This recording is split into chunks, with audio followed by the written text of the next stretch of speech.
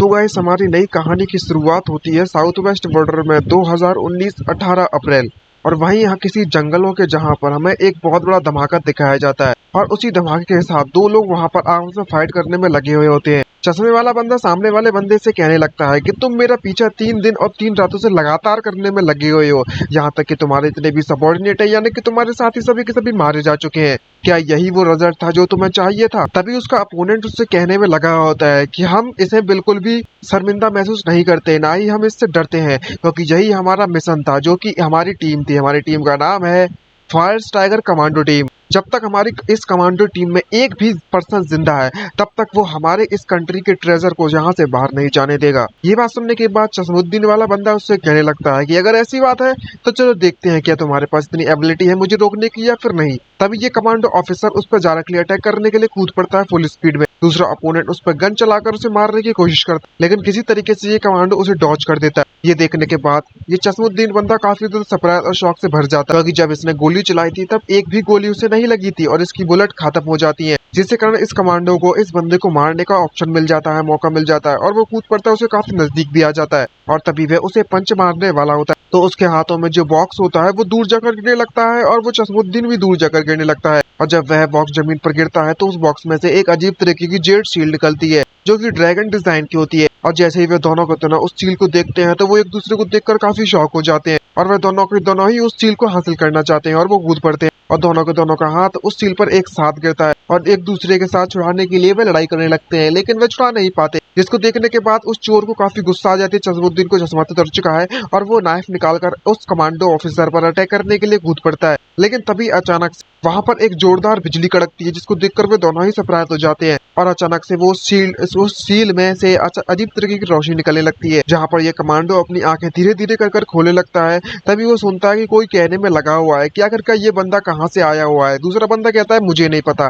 तभी पहला बंदा कहता है कि ये बंदा आसमान से गिरा था अभी अभी। और जैसे ही ये कमांडो अपनी आंखों को ध्यान से खोलता है तो वो देखता है कि आखिरकार ये क्या चीज है और हमें पता चलता है कि हमारे इस कमांडो ने तो गुब्बारों पर हाथ रखा हुआ और दबाने में लगा हुआ है। और जब ये एक अजीब सी जगह पर आ जाता है और वो अपने आप को एक लड़की के ऊपर देखता है तो वो काफी शॉक हो जाता है और वह दोनों को दोनों बस एक दूसरे को ही घूरते रह जाते हैं, क्योंकि दोनों में से किसी को भी कुछ समझ नहीं आ रहा होता कि आखिरकार इनकी दुनिया में ये सब चल क्या रहा है। तभी ये कमांडो आसमान की तरफ देखने लगता है और कहने लगता है क्या जो अभी बारिश होने में लगी हुई थी वो रुक गई क्या? और जो लड़की मेरे सामने खड़ी हुई है यानी कि बैठी हुई है, वो कॉस्प्ले करने वाली लड़की मेरे सामने अचानक से कहां से आ गई? हम तो एक अजीब सी जगह पर थे ना, जहां पर आसपास के दूर दूर तक कोई भी मौजूद नहीं था। और सिर्फ इतना ही नहीं बल्कि मैं यहाँ पर और भी कई सारे लोग मौजूद है। क्या ये लोग ग्रुप है परफॉर्मेंस दिखाने वाले लोगों का? लेकिन एक बात समझ नहीं आई कि वो बंदा कहाँ गया जो मुझसे फाइट करने में लगा होता। तभी अचानक से वह लड़की इसके बीच में सेंटर में इसके मेन पॉइंट पर जोरदार खींच के लात मार देती है, जिससे कि इस कमांडो के अंडे फूट जाते हैं। अंडे फूट गए भाई साहब इसके, और ये एक्सप्रेशन देखे लायक होती है। तभी वो लड़की उसे मारने के बाद वहां से दूर हटकर उससे कहने लगती है कि तुम तो एक नंबर के ठरकी हो, परवर्ट कहीं के। और जो लोग उस पर अटैक करने के लिए आए थे उस लड़की पर स्वॉर्ड लेकर, जब वो लोग इस सिचुएशन को देखते हैं तो वो उनके एक्सप्रेशन भी देखे लायक होते हैं और वो शॉक होते हैं कि इससे कहने लगते हैं कि चाहे कुछ भी हो जाए तुम अपने गार्ड को बिल्कुल भी डाउन मत करना। जहाँ पर ये कमांडो की हालत खराब हो गई होती है और वो कह रहा होता है कि भाई साहब मेरा फ्यूचर तो गया। और तभी अचानक से उसे पूरी तरीके से होश आता है। सामने देखकर वो काफी सरप्राइज हो जाता है, क्योंकि अपने सामने वो कई सारे लोगों को मरा हुआ देख, और उनमें से एक बंदा अभी भी जिंदा है जिसके पैर पर जोरदार चोट लगी हुई है। और मन में सोचते हुए कहने लगता है कि मुझे यहाँ पर खून की स्मेल आने में लगी हुई है। सिर्फ इतना ही नहीं बल्कि मैं यहाँ पर कुछ लोग मारे भी गए हुए हैं। इसको देखकर ऐसा लगता है कि ये कोई शो वगैरह तो नहीं है। तभी जो बंदा स्वॉर्ड लेकर उसकी तरफ बढ़ने में लगा हुआ था वो हमारे इस कमांडो के सर पर अपना पैर रख देता है और इस बंदे को मारने के लिए उसके ऊपर कूद पड़ता है, जिसको देखकर ये लड़की काफी ज्यादा शॉक हो जाती है और चिल्लाते हुए कहने लगते कि ओल्ड मैन फैंग देखकर। लेकिन जैसे ही वो बंदा अटैक करने वाला होता है तो पीछे से कोई इस बंदे को पकड़ लेता है और पकड़ने वाला बंदा वही कमांडो होता है और पकड़ने के बाद दो ही पचट मारकर उसे जमीन पर दे मारता है, जिससे कि ये बंदा यहीं पर मारा जाता है। जिसे देखने के बाद सभी के सभी लोग कतई शॉक हो जाते हैं और समझ नहीं आ रहा होता कि क्या चल रहा है। तभी कमांडो उससे कहने लगता है कि अगर कोई बंदा मेरे सर के साथ ऐसा करेगा तो मुझे ये चीज वाकई में बहुत ज्यादा नापसंद है, मैं इसे बिल्कुल भी पसंद नहीं करता। ये सब देखने के बाद बाकी के जितने भी लोग अटैक करने के लिए आए हुए होते हैं वो उससे चिल्लाते हुए कहने लगते हैं कि तुम जल्दी सभी के सभी लोग जाओ और जल्दी जितना जल्द हो सके उतना जल्दी मार दो। ये देखने के बाद कमांडो मुस्कुराता है और उससे कहने लगता है कि तुम और मुझे मार दो, क्या तुम्हारे पास एबिलिटी भी है मुझे मारने की? और अगले ही पल हमें वहां पर कई सारे लोगों को चिल्लाने की आवाज आती है और तभी तभी दिखाया जाता है कि जितने भी लोग उस पर अटैक करने के लिए आए होते हैं सभी के सभी ऑलरेडी उल्टा मारे जाते हैं और उनसे कहने लगता है कि बस तुम्हारे पास इतनी ही एबिलिटी है और तुम मुझे मारने चले थे,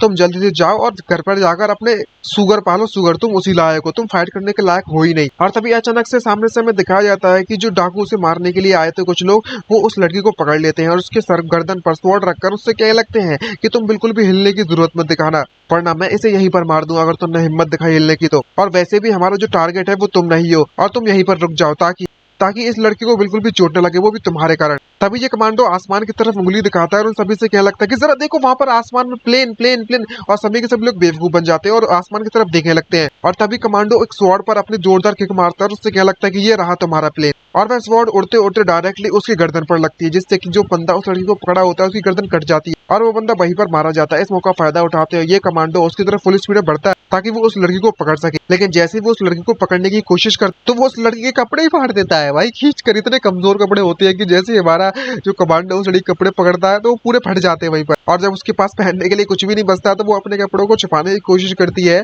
जिसको देखने के बाद कमांडो भी काफी शौक होता है हाथ में देखकर उसकी आंखें बाहर आ जाती है और क्या लगता है कि आखिर यार ये क्या चलने में लगा हुआ है, तुम्हारे कपड़े इतनी आसानी से फट गए, इतने कमजोर कपड़े क्यों पहन रखे हैं तुमने। दूसरी तरफ जितने भी लोग अटैक करने के लिए आए थे वो सभी के सभी लोग वहां से भाग जाते हैं और वो लड़की अपने उस ओल्ड मैन फैंग की चिंता कर रही होती है और उसको देखकर कहने लगती है कि तुम्हें तो अभी बताती हूँ। तभी कमांडो कह रहा होता है कि मुझे एक्सप्लेन तो करने दो सिचुएशन के बारे में भाई, मैंने जानबूझकर थोड़ी ना किया है। तभी ये लड़की ओल्ड मैन फैंग के पास जाती है और उससे कहने लगती है तुम बस यहीं पर मेरा इंतजार करो, मैं तुम्हारी थोड़ी देर रुक जाऊँ, मैं बस तुम्हारे पास पट्टी बांधने के बाद मैं तुम्हारे डॉक्टर के पास तुम्हें लेकर चली जाऊंगी। ये बात सुनने के बाद ओल्ड मैन फैंग उससे क्या लगता है कि मुझे ये लगता है कि मैं यहाँ पर और ज्यादा देर तक टिक पाऊंगा, तुम्हें अकेले जाना होगा। तभी कमांडो उससे क्या लगता है कि तुम इस तरीके से बैंडेज नहीं कर सकते, अगर तुमने इसके ब्लड को बहना रुकना मतलब बहते हुए नहीं रोका तो इसके जो जितना यहाँ पर चोट लगी हुई है वो इन्फेक्ट हो जाएगा, जिससे कि ये बंदा जल्दी मारा जाएगा। लेकिन जब ये बात उन दोनों को समझ नहीं आती तभी ये कमांडो उस लड़की के फटे कपड़ों को और फाड़ देता है और उन कपड़ों को अपनी तरफ खींचकर उससे कहने लगता है कि चलो मैं तुम्हें डेमोन्स्ट्रेट करके दिखाता हूँ।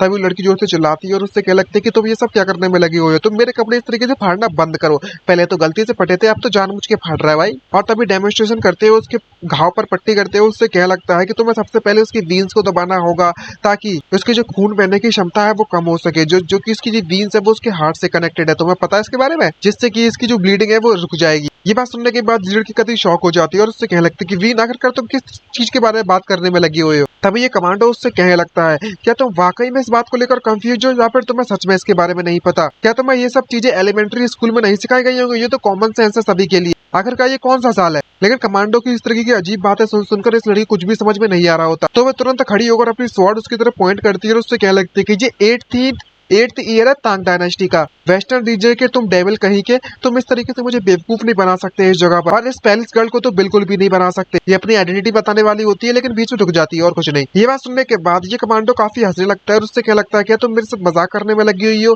टांग डायनेस्टी वो भी 8th ईयर। लेकिन थोड़ा बहुत सोचने के बाद अचानक से उसके पूरे के पूरे पसीने सूख जाते हैं और पूरे का पूरा चेहरा एकदम कांटा जैसा बन जाता है और काफी शौक होते हुए क्या लगता है क्या मैं वाकई में पास्ट में ट्रेवल हो चुका हूँ तांग डायनेस्टी। तभी अगले ही सीन में हमें दिखाया जाता है कि किस तरीके से हमारा जो कमांडो है वो उस मिस्टर फैंग को वहां पर ओल्ड मैन फैंग को अपने पीठ पर बैठाकर वहां से ले जाने लगता है, तो वो अपने नाम बताता है और क्या लगता है कि मेरा नाम फैंग्स वॉल लेंगे। इसको सुनने के बाद हमारा कमांडो काफी शौक होता है और उससे क्या लगता है कि तुम वाकई में फैंग्स वॉल लेंगे, वाकई में वो कितनी ज्यादा फेमस फैंग्स वॉल लेंगे। ये बात सुनने के बाद वो ओल्ड मैन उससे क्या लगता है कि तुम मुझे जानते हो क्या बच्चे स्ट्रॉन्ग मैन। तभी कमांडो उससे क्या लगता है कि मैं तुम्हें पर्सनली तो नहीं जानता लेकिन मैंने तुम्हारे बारे में बुक्स में बहुत पढ़ा है। तभी फैंग्स वार्निंग उससे क्या लगता है कि मैं भी तुम्हारा नाम जानना चाहता हूँ कि आखिरकार तुम्हारा नाम क्या है। तभी कमांडो अपना नाम बताता है और क्या लगता है कि तुम मुझे गू पेचेंग कहकर बुला सकते हो या फिर तो बीचेंग भी कह लोगे तो भी चलेगा। ये बात सुनने के बाद फैंग्स वार्निंग उससे क्या लगता है गू पेचेंग अच्छा नाम है तुम्हारा, एम्परर की टेरिटरी तुम्हारा मतलब, नॉर्थर्न जुआनजिंग बॉर्डर सिटी और 1000 माइल्स यहाँ पर मिलिट्री सिटी से, क्या जो लॉर्ड गू है वो वेस्टर्न रीजन से आए हुए हैं। ये बात सुनने के बाद कमांडो से कहने लगता है कि नहीं मैं शीजुआंग से आया हुआ हूँ। ये बात सुनने के बाद वो क्या लगता है कि ये कहाँ पर है।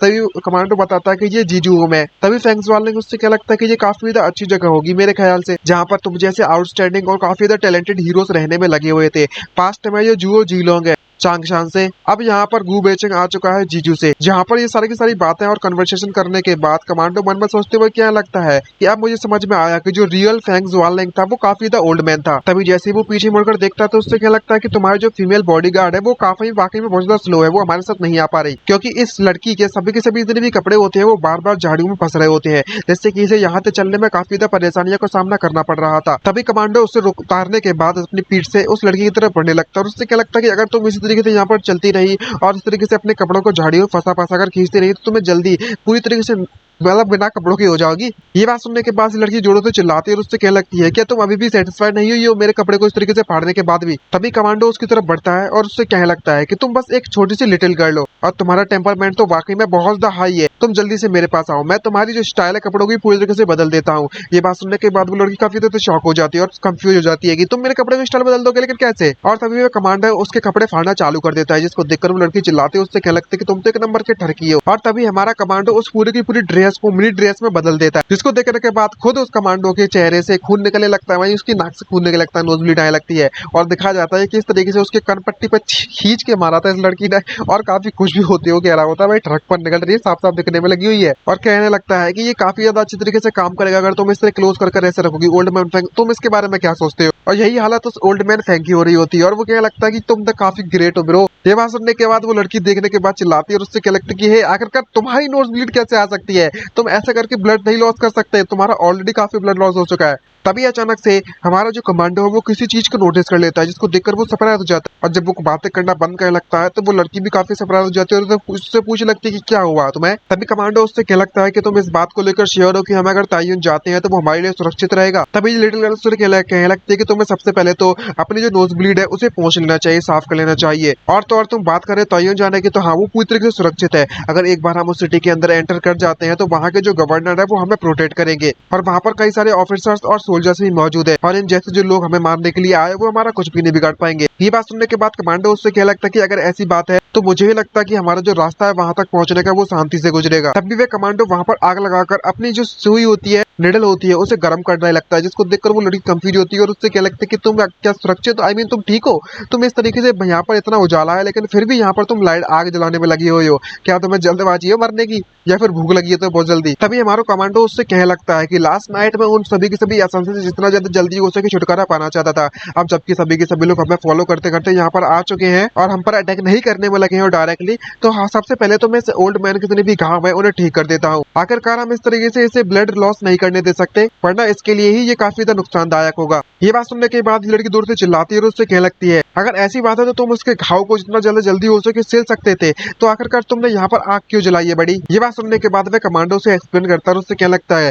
कि इसी चीज के कारण कई सारे सोल्जर्स वहां पर मारे गए होंगे, क्योंकि वो इस बात पर बिल्कुल भी ध्यान नहीं देते कि उनका जो स्टेरिलाइजेशन है उनका हाई टेम्परेचर होना कितना ज्यादा जरूरी है। ये बात सुनने के बाद जो ओल्ड मैन फैंग होता है वो उससे क्या लगता है लिटिल गर्ल क्या तुम्हारे पास मेडिकल स्किल्स भी मौजूद है। तभी उस लड़की को किसी चीज की आवाज आती है तो वो चिल्लाते हुए पीछे की तरफ देखती है, उससे क्या लगता है कि वहां पर कौन है। दूसरी तरफ हमारा जो कमांडो है वो ओल्ड मैन फैंग से कहने में लगा होता है कि मेरे पास ज्यादा एक्सपीरियंस तो नहीं है इसके बारे में बट मेरे पास थोड़ी बहुत नॉलेज जरूर है बैटलफील्ड को लेकर और मुझे लगता है कि छोटी मोटी इंजरीज को ठीक करने के लिए इतना काफी होगा। तभी अचानक से वो रुक जाता है तो वो ओल्ड मैन फैंग काफी शॉक हो जाता है और उससे क्या लगता है कि क्या हुआ, और वो लड़की भी काफी ज्यादा शॉक हो जाती है और उससे क्या लगता है कि यहाँ पर कोई ना कोई मौजूद जरूर है। मुझे ऐसा महसूस होने में लगा हुआ है कि हमें चारों तरफ से घेर लिया गया है और उनके जो नंबर है वो कल रात से ज्यादा है। तभी हमारा कमांडो उससे कह लगता है कि तुम्हें बिल्कुल भी मूव करने की जरूरत नहीं है वरना तुम्हारा जो घाव है वो वापस से ओपन हो जाएगा और तुम्हें चिंता करने की जरूरत नहीं है, मैं उन लोगों का ख्याल रखता हूँ जाकर। ये बात सुनने के बाद वो लड़की काफी घबराहट हो जाती है, चिल्लाते हुए हमारे कमांडो पर उससे कहने लगती है कि आज रात होने वाली है और रात का समय में हम कुछ भी नहीं कर सकते और ये हमारे लिए काफी ज्यादा बुरी खबर है, तुम्हें जल्द से जल्द उस ओल्ड मैन फैंग को यहाँ से लेकर जाना होगा, मैं सभी को रोक कर रखूंगी। तभी जो कमांडो है वो उससे क्या लगता है कि तुम्हें चिंता करने की बिल्कुल भी जरूरत नहीं है, तुम्हें ज्यादा कुछ नहीं करना, बस इस ओल्ड मैन को गार्ड कर रखना है, आखिरकार जंगल में बैटल करने की मेरी स्पेशलिटी है। तभी जो लोग उन सभी को चारों तरफ से घेर कर रखे हुए होते हैं वो दूर से उन्हें देख रहे होते हैं और में से एक बंदा उसे देखकर ये क्या लगता है कि इन लोगों ने हमें ऑलरेडी नोटिस कर लिया होगा,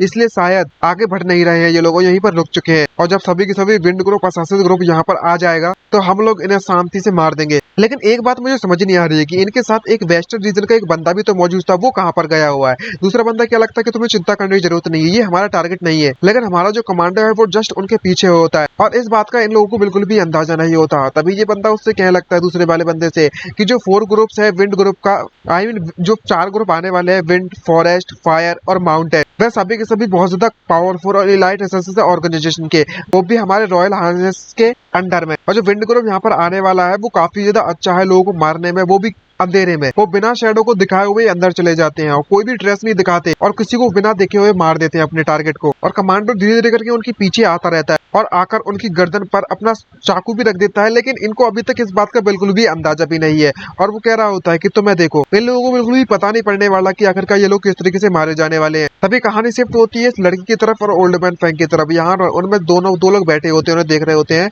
उनमें से एक बंदा कहने लगता है कि जो हमारा स्काउट टीम है उन्होंने अभी तक हमें सिग्नल क्यों नहीं भेजा हुआ है, आखिरकार हमें यहाँ पर कब तक इंतजार करना पड़ेगा। तभी दूसरा बंदा चिल्लाते उससे क्या लगता है कि जरा 1 मिनट रुको, यहाँ पर जो ट्रेजर्स मुझे दिखने में लगी उनको देखकर लगता है कि ये लोग फिर से भाग तो नहीं गए। वैसे भी ये डिस्टेंस हमारे लिए काफी होगा, हम लोग मारने में कामयाब रहेंगे। लेकिन अचानक से एक एरो उसके हेड में आकर सीधा आकर लगता है और वह असासिन वहीं पर मारा जाता है। उसका दूसरा साथी इसके देखने के बाद काफी शॉक होता है और जब एक एरो उसकी तरफ बढ़ने में लगा होता है तो वो उससे बचने में कामयाब रहता है, जिसको देखने के बाद ये बंदा आई मीन जो कमांडर वो काफी सरप्राइज हो जाता है और मन में सोचते हुए कहने लगता है अगर काश ऐसा होता कि मैं साइमल्टेनियसली बैक टू बैक जल्दी से जल्दी से फायर करने में कामयाब रहता तो मैं इन दोनों को कितनी आसानी से मार देता। ये वाकई में इतना ज्यादा आसान नहीं है इस वेपन को इस्तेमाल करना मेरे लिए। और तभी वह असासिन हमारे कमांडो पर अटैक कर देता है पीछे से, लेकिन वह कमांडो हार नहीं मानता और उसके सभी के सभी अटैक्स को डॉज करने के बाद उसके हाथ में जो नाइफ होती है वो उसकी तरफ थ्रो कर देता है और वो नाइफ डायरेक्टली उस असासिन के सीधे दिल पर लगती है। लेकिन वह असासिन वहां पर एक स्मोक बम छोड़ देता है ताकि वो अपने आप को बचा सके। और मन में सोचते हुए क्या लगता है कि सिचुएशन यहाँ पर बिल्कुल भी अच्छी नहीं है, मुझे जल्द से जल्द वापस जाना होगा। लेकिन हमारे कमांडो को सभी की चीजों को काफी ज्यादा एक्सपीरियंस होता है तो वो डायरेक्टली उस असासिन के काफी नजदीक आकर उसके पेट में फिर से एक और बार अपना एरो घुसेड़ देता है और उससे क्या लगता है कि तुम जल्दी से बताओ कि आखिरकार तुम्हारे साथ कितने लोग आए हुए हैं। अगर तुम यहाँ पर अपनी जो सच्चाई है वो सबको सच सच बता देती हो तो शायद मैं तुम्हारी जान बख्श दूं। लेकिन ये जो असासिन है वो बिल्कुल भी उसकी बातों को जवाब नहीं देता और उसके माउथ में जो जहर छुपा हुआ होता है वो उसे खा लेता है और वो वहीं पर असासिन मारा जाता है, जिसको देखकर जो कमांडो है वो काफी सरप्राइज हो जाता है। जिसको देखने के बाद काफी सरप्राइज होते हैं, मन में सोचते हुए कहने लगता है कि ये लोग जो पहले हम पर अटैक करने के लिए आए थे उनके मुकाबले में ये लोग पूरी तरीके से अलग है और इन लोगों से निपटना इतना ज्यादा आसान नहीं होने वाला हमारे लिए। और उन सभी को मारने के बाद हमारा कमांडो वहां पर आराम से घूमने में लगा होता है तो वो उस पेड़ के पास रुकता है और वहां पर उस पेड़ पर वहां से कुछ गड़बड़ लगती है और रुककर कहने लगता है कि तुम्हारा जो पेंट है वो काफी ज्यादा बुरा है और जो स्मेल आने में लगी हुई है वो काफी ज्यादा स्ट्रॉन्ग है, यहाँ तक कि तुम्हारी जो स्मेल है वो कम से कम 30 मीटर दूर से भी मैं सूंघ सकता हूँ। और जिन्ना टेक्निक की इस्तेमाल करने में लगा हुआ था ये असासिन वहां पर, तो हमारा एमसी से पहचान लेता है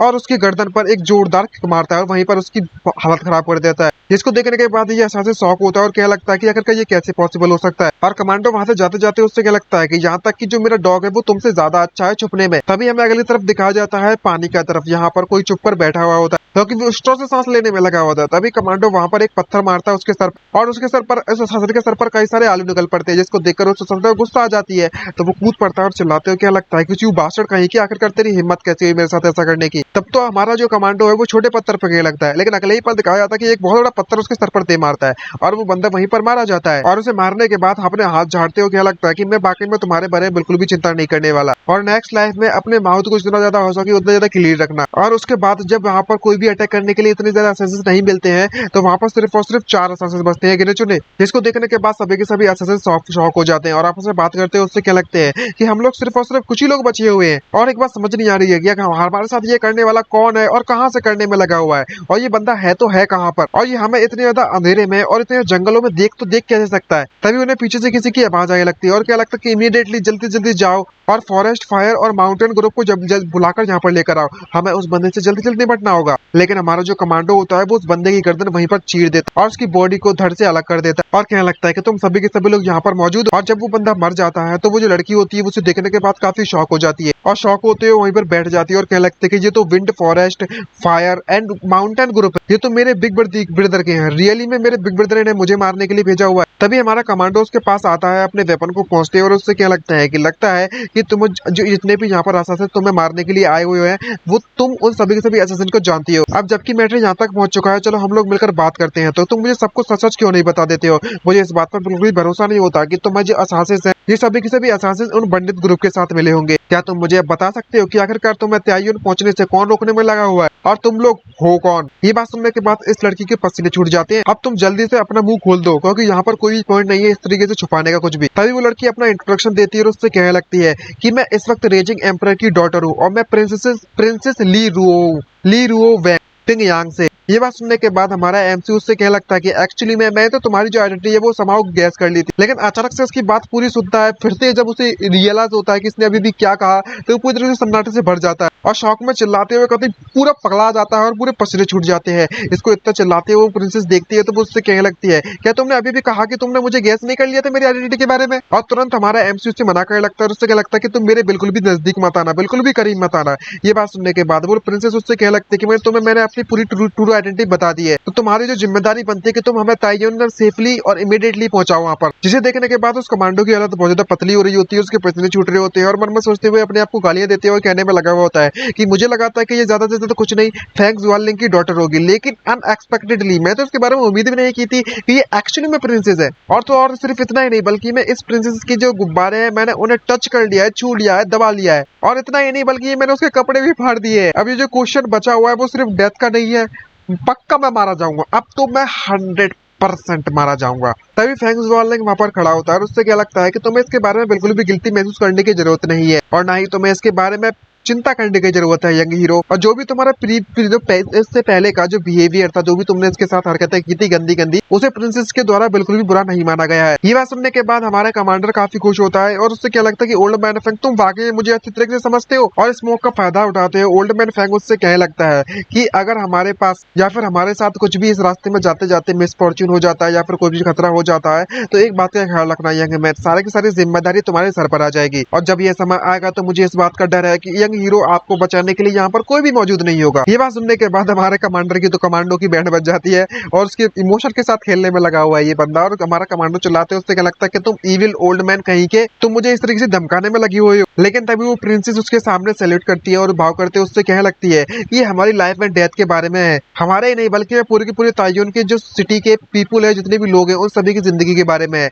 तो हम चाहते हैं कि तुम हमारी मदद करो, सिर्फ हमारे नहीं बल्कि मैं हजारों लोगों की तुम्हारी मदद की जरूरत है इस वक्त। जहाँ पर ये कमांडो ऑलमोस्ट उस ओल्ड मैन फैंग को अच्छी तरीके से धोने वाला होता है, लेकिन ये प्रिंसेस उससे भीख मांगती है और उससे क्या लगता है कि मैं रूवे इस बात के लिए काफी ज्यादा ग्रेटफुल होंगी अगर तुम हमारी मदद करते हो तो। तभी ये कमांडो उससे क्या लगता है कि अगर ऐसी बात है तो मैं तुमसे एक क्वेश्चन पूछना चाहूंगा कि जो ली जिनचांग है और ली शीमेन है, तुम आखिरकार किस बंदे की साइड में हो? तभी ये प्रिंसेस उससे कहने लगती है कि तुम्हें सच सच बताऊं तो जो मिस्टर फैंग इस वक्त ताइयुन इसलिए जाने में लगे हुए हैं ताकि वो प्रिंस के आर्मी की जितनी भी वेजेस है वहां पर जो भी जो उसने पैसा वगैरह एम्बेसमेंट किया गया है और मतलब छुपा कर रखा हुआ है उसमें से अपना हड़प लिया पैसा, उस बारे में इन्वेस्टिगेट करने के लिए ही जाने में लगे हुए हैं। और जो असासिस जहाँ पर हमें रास्ते में मिले हुए हैं वो शायद हमें वहां पर पहुंचने से रोकना चाहते हैं और सारे के सारे असासिस को हमारे उन प्रिंस के द्वारा भेजा गया है हमें मारने के लिए। ये बात जानने के बाद हमारा कमांडो उससे क्या लगता है कि ये भी खैर अच्छी बात है, अगर तुम दोनों की किसी की साइड में नहीं हो तो हमें लगता है कि हम कॉन्फ्लिक्ट में पीछे फंसेंगे दोनों के साइड में और अब हमें यहाँ से चलना चाहिए। और ये प्रिंसेस इस तरीके इससे बंदे को इस तरीके से बात करते हुए काफी ज्यादा शॉक होती है और मन में सोचते हुए कहने लगती है कि इस बंदे में वाकई में इतनी हिम्मत आ गई है कि वो मेरे एल्डर ब्रदर और सेकंड ब्रदर को डायरेक्टली उनके नाम से बुलाकर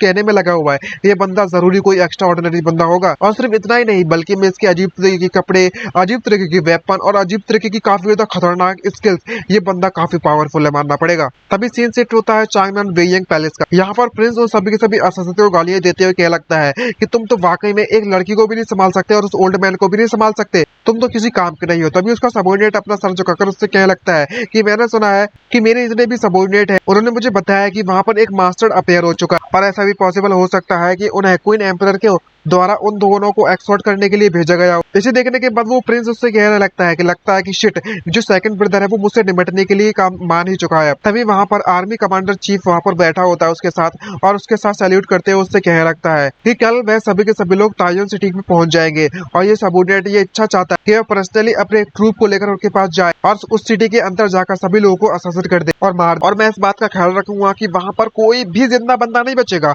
और ना ही किसी तरीके की कोई परेशानी खड़ी होगी फ्यूचर में। तभी वो प्रिंस उससे कहने लगता है कि तुम्हें इतना ज्यादा मेहनत या फिर इतनी ज्यादा पावर दिखाने की बिल्कुल भी जरूरत नहीं है। अगर हम भले ही उस फैंग ज़ुआनलिंग से निपट भी लेंगे तो जो फादर है वो वहां पर उस ताइयुन सिटी में अपने लोगों को डिस्पैच नहीं करने वाले, और मैंने सब कुछ पहले ही अरेंज कर रखा हुआ है। इस बार की जो सिचुएशन है वो पूरी तरीके से ट्रबल फ्री हो जाएगी। ये बात सुनने के बाद वो तीनों के तीनों शॉक हो जाते हैं और उससे क्या लगता है कि आपको मतलब उस चीज के बारे में है क्या, जहाँ पर वो प्रिंस मुस्कुराता है और उनसे क्या लगता है कि 3 दिन, बस 3 दिन बाद पूरी की पूरी जो तायुन सिटी है और वहाँ पर उसमें रहने वाले जितने भी लोग हैं वह सभी के सभी लोग राख में बदल जाएंगे। ये बात सुनने के बाद सभी के सभी लोग शॉक हो जाते हैं।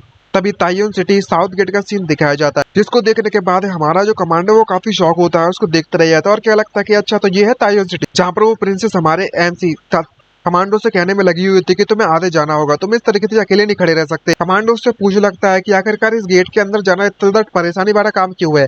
तभी फेंग्स वाला उसे बताया, ओल्ड मैन फेंग उसे बताया लगता है कि यहाँ पर कोई भी गेट इंस्पेक्शन नहीं होता था यंग वो उसके होम टाउन में, और ये सारी की सारी जितनी भी चीजें हैं वो इंपीरियल टैक्सेशन और जहाँ पर जितने भी लोग रहने वाले हैं उनकी सुरक्षा के लिए है। अगर तुम इंस्पेक्टर को निगलेक्ट कर दोगे तो ये काफी ज्यादा सीरियस क्राइम होने वाला है सिटी में। तभी हमारा कमांडो उससे कहने लगता है कि मैंने अपनी पूरी की पूरी जिंदगी कंट्री साइड में निकाल दी है और मैं कभी भी सिटी के पास नहीं गया हूँ, तो मुझे बिल्कुल भी सिचुएशन के बारे में नहीं पता है और ना ही कोई एक्सपीरियंस है। तभी कुछ लोगों को वहां पर चिल्लाते हुए दिखा जाता है और कह रहा होता है कोई बंदा किसी से कि तुम हमारे सामने से हट जाओ, रास्ते को जल्दी से खाली करो। और वे सभी के सभी इस फेटी के गार्ड होते हैं और बताया जाता है कि इस तायुन सिटी का जो गवर्नर है वो उसका बेटा है जिसका नाम क्वीन जान लियांग है। और तभी उन्हें गार्ड चिल्लाते हुए कहने लगते हैं कि जो गवर्नर का बेटा है वो सिटी में वापस आ चुका है और तुम सभी के सभी रास्ता खाली करो। जहाँ पर प्रिंसेस उस ओल्ड मैन फेंग से कहने में लगी हुई थी कि हमें जितना ज्यादा हो सके उतना ज्यादा हमें अपने आप को एक्सपोज करने से अवॉइड करना होगा जब तक हम लोग उस गवर्नर से नहीं मिल जाते। यहाँ पर वो एक ऑफिसर एक फीमेल को वहां पर भगाने की कोशिश करने में लगा होता है,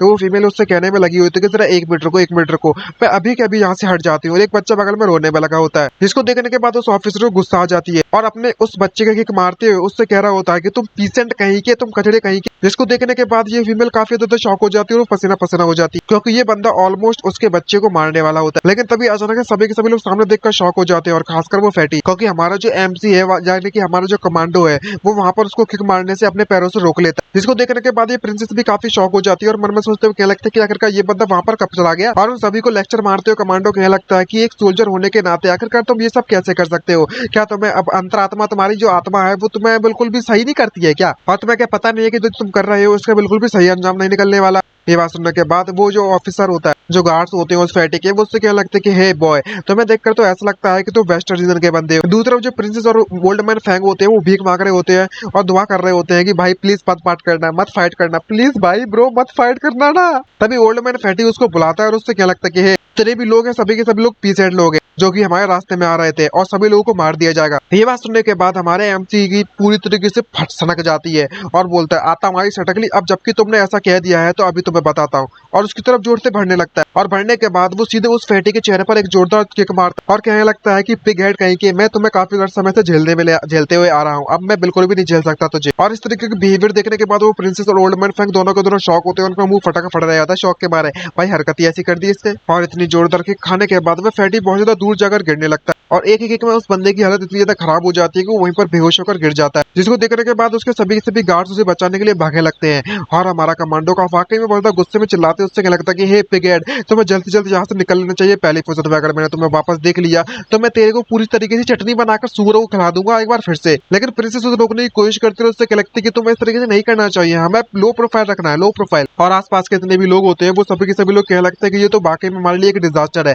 हमें अपनी जिंदगी बचानी है तो जल्दी से जल्दी भागना होगा और तुम्हें भी यहाँ से भाग जाना चाहिए, तुम सभी के सभी पूरी तरीके से पागल हो, पागल, तुम्हारी पूरी की पूरी फैमिली को लोगों के द्वारा तबाह कर दिया जाएगा। ये बात सुनने के बाद वो काफी ज्यादा शॉक हो जाती है प्रिंसेस, उससे क्या लगता है कि फैमिली को तबाह कर दिया जाएगा, तुम मेरे साथ मजाक कर रही हो, हमने बस एक छोटी सी और एक अमीर बंदे को बस थोड़ा सा केक मार दिया है और थोड़ा बहुत बहस हो गई, बस इतना ही। तभी वो फैटी पीते चिल्लाता है और उससे क्या लगता है कि तेरी हिम्मत कैसे हुई मुझे हाथ लगाने की, और तूने मुझे हिट किया, तुझे पता भी है कि मैं कौन हूँ, मेरे जो फादर है वो तायुन सिटी के गवर्नर है, गवर्नर, और उनके पास 1 लाख लोगों की आर्मी है। जहाँ पर उसके गार्ड उससे कह रहे होते हैं कि यंग मास्टर आपको पूरी तरीके से काम डाउन हो जाना चाहिए, शांत हो जाइए आप थोड़ा सा। ये बात सुनने के बाद वो प्रिंसेस काफी शॉक हो जाती है और क्या लगती है वाकई में तायुन सिटी गवर्नर, क्या इसका मतलब ये नहीं हुआ। तभी पीछे से हमारा एमसी उसे टोकता है और उससे कहने लगता है कि जो ऑफिशियल है वो वाकई में इतना ज्यादा बिग है क्या, यहाँ तक कि तुम भी इस बात का नाम सुनकर काफी शॉक हो। तभी प्रिंसेस हमारे कमांडो को बताती है और उससे कहने लगती है कि हम सभी के सभी लोग यहाँ पर इसी करप्शन को तो इन्वेस्टिगेट करने के लिए आए हुए हैं। ये बात सुनने के बाद जो कमांडो है काफी शॉक होता है, उससे कहने लगता है लगता है कि सड़क के वाकई में बहुत ज्यादा छोटी थी, हम लोग इससे जाकर टकराई जा चुके हैं अब तो। जहाँ पर वह सभी के सभी गार्ड्स उस पर अटैक करने के लिए कूद पड़ते हैं और उससे कह रहे होते हैं कि हमें हमें अपने यंग मास्टर का बदला लेना होगा। और वो फैटी वहाँ पर चिल्ला रहा होता है कि जाओ इस सभी को मार दो। तभी हमारा कमांडो उस गुस्से में उसकी तरफ देखता है और उससे कहने लगता है कि तुम्हें बिल्कुल भी इसके बारे में चिंता करने की जरूरत नहीं है, ना ही तुम मेरे मैटर में बिल्कुल भी इंटरफेयर करना, ये मैटर तुम मुझ पर छोड़ दो। इसको देखने के बाद वो प्रिंसेस उसकी चिंता दिखाते हैं, उससे कहने लगता है कि तुम्हें सावधान रहना होगा। जहाँ पर जिस फीमेल को उसने बचाया था वो उसे सावधानी देती है, मतलब वार्निंग देती है, और उससे कहने लगता है कि बेनिफैक्टर तुम उन सभी को नहीं हरा सकते, तुम्हारे लिए यही बेटर होगा कि तुम यहाँ से पहली फुर्सत में भाग जाओ। तो तभी कमांडो उससे डंडा लेता है और उससे कहने लगता है क्या मैं इस पोल को आपसे उधार ले सकता हूँ क्या। तभी वह कमांडो उससे कहने लगता है कि तुम एक सोल्जर होने के बाद भी अपनी स्वॉर्ड को इतना स्लो तरीके से क्यों स्विंग करने में लगे हो। और तभी वो उस डंडे से उसके चेहरे पर जोरदार मारता है और उससे क्या लगता है कि तुम्हें इस तरीके से स्विंग करना चाहिए इसे, और एक ही झटके में उसकी बैंड बज जाती है, जिसको देखकर वो फैटी भी काफी शॉक हो जाता है और गुस्से में बस देखने लगता है उसके पसले छूट रहे होते हैं घबराहट के कारण। और तभी वो अपनी जेब से कुछ निकालने लगता है जहाँ पर हमारा जो कमांडो भी फाइट कर रहा होता है, और वो फैटी जेब से निकालने के बाद मुस्कुराता है और मुस्कुराते हुए अपने मुंह की तरफ कुछ लेके जाता है और उस मन में सोचते हुए क्या लगता है कि ये जो ब्रेड है वो देखने में काफी ज्यादा स्ट्रॉन्ग लगता है, लेकिन लेकिन तुम्हें पता भी नहीं चलने वाला कि तुम्हारे साथ क्या होने वाला है, तुम जल्दी मेरे जहर के हाथों मरने वाले हो। और जैसे ही वो जहर से लगी हुई सिरिंज को हमारे एमसी की तरफ फेंकता है उसे मारने के लिए, तो वो तुरंत उसे नोटिस कर लेता है और उस सिरिंज से डॉज करने के लिए वहां से हट जाता है। तो वो सिरिंज डायरेक्टली उसी के सोल्जर को जाकर लग जाती है और वह सोल्जर वहीं पर मारा जाता है तुरंत। जिसको देखने के बाद हमारे कमांडो की होश लग जाती है और वो उससे क्या लगता है कि तुम फैटी कहेंगे तो वापस से मुझे परेशान करने के लिए आ चुके, तेरी जात का पैदा मारू अभी बताता हूँ, रुक साले। तभी वो फैटी वापस से उसे रिलोड करने लगता है और क्या लगता है कि चलो देखते हैं कि आखिरकार तुम कितने समय तक मेरे से बचने वाले हो, तुम चाहे कुछ भी हो जाए आज मेरे जहर जरूर मरोगे। और जब वह कमांडो सभी के सभी जितने भी सोल्जर्स उनको पीट देता है गंदी तरीके से, सभी के सभी लोग पीछे बात कर रहे होते हैं और ऐसे क्या लगता है कि इस बंदे ने सभी के सभी सोल्जर्स को अकेले पीट दिया, ये तो वाकई बहुत पावरफुल है। ऐसा मैं पहली बार देखने में लगा हूँ पूरी जिंदगी में कि जो कोयर की जो शी फैमिली है उसे इस तरीके से पीट दिया जा चुका है। दूसरी तरफ हमारा जो कमांडो है वो उस फैटी से क्या लगता है कि मैंने तुम्हारे सभी के सभी लोगों को मार दिया है, वे काफी कमजोर थे। इसको देखने के बाद वो फैटी के शौक उड़ जाते हैं, पूरे के पूरे होश उड़ जाते हैं और उसके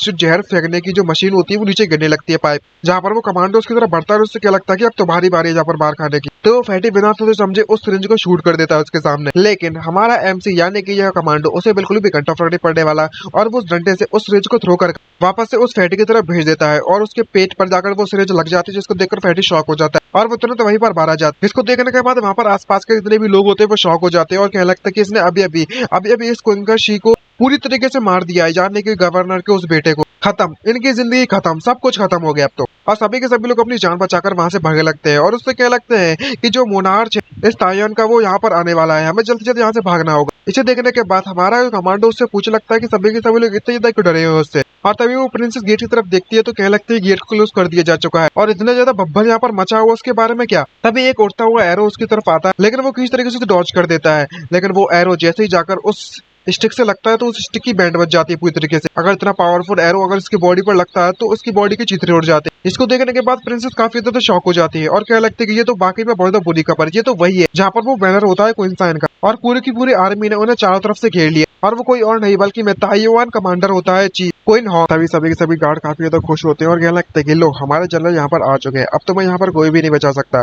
जनरल आपके अपने इस बेटे का बदला लेना होगा आपको। तभी वो जनरल काफी गुस्से में उन सभी के सभी सोल्जर्स को देखता है और क्या लगता है कि तुम वीक प्रोटेक्टर्स कहीं के, तुम्हारी हिम्मत कैसी हुई, तुम अपने यंग मास्टर को भी नहीं बचा सके, अब तुम्हें अपने यंग मास्टर के साथ जाना होगा। और वहां पर जितने भी गार्ड्स होते हैं सभी के सभी गार्ड्स वहां पर शूट करना चालू कर देते हैं। इसको देखने के बाद सभी के सभी लोग कतई शॉक हो जाते हैं। तभी कमांडो उससे कहने लगता है कि जहाँ तक जो बंदा मरने वाला है उसके जवाब देना जरूरी है कि आखिरकार उसने क्या किया है। मैंने तुम सभी के सभी बेवकूफ बेटे को, तुम्हारे इस बेवकूफ बेटे को अपने हाथों से मार दिया, तो मेरे पर अटैक करो। तभी दूसरी तरफ भी सोल्जर्स होते हैं वो ये बात जानने के बाद काफी शॉक होते हैं और उससे भीख मांग रहे होते हैं अपनी जान की, लेकिन वह चीफ बिल्कुल भी रुकता नहीं है और कमांडो आई मीन जो जनरल उन सभी के ऑर्डर देने लगता है वहां पर। तभी वो प्रिंसेस अपना बैच निकालती है और उससे कहने लगती है कि हिज मैजेस्टिक इंपीरियल ऑर्डर यहाँ पर भेजा गया सुपरवाइज करने के लिए, आखिरकार किसमें इतनी माता की परेशानी खड़ी करने के लिए हमारे लिए। इसे देखने के बाद कमांडो काफी ज्यादा सरप्राइज होता है और उससे कहने लगता है क्या तुम नहीं चाहती थी कि तुम्हारी जो आइडेंटिटी है तुम उसे सीक्रेट रखो।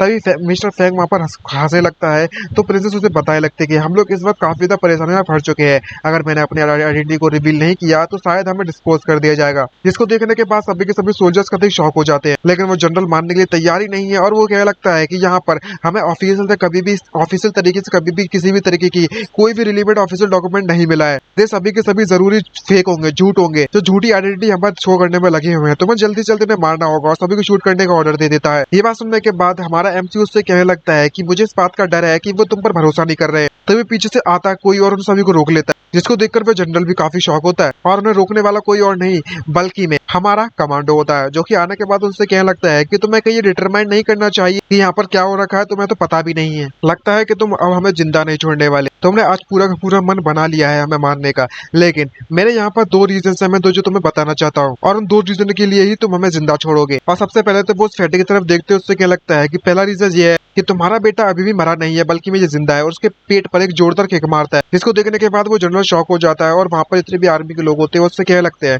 कि जो जंग मास्टर है वो अभी भी जिंदा है। यहाँ पर कमांडो कहने लगता है कि तुम्हारा बेटा अभी भी, जो बेवकूफ बेटा है ना, वो अभी भी जिंदा है और सिर्फ इस पॉइजन को मैं ही क्योर कर सकता हूँ। और सेकंड रीजन ये है, और तभी उसके हाथों में जो स्टिक होती है वो थ्रो कर देता है और सीधे जाकर वो उसके उस फ्लैग पर लगती है, जिसको देखकर सभी शॉक हो जाते हैं, क्योंकि वो जो डंडा है, वो जो स्टिक होती है, वो उस जनरल के चेहरे से टच होकर निकल जाती है, जिससे उसके चेहरे पर खून निकलने लगता है। तभी के सभी सोल्जर्स कहने लगते हैं कि शील्ड शील्ड, जल्दी से हमें जनरल को प्रोटेक्ट करना होगा।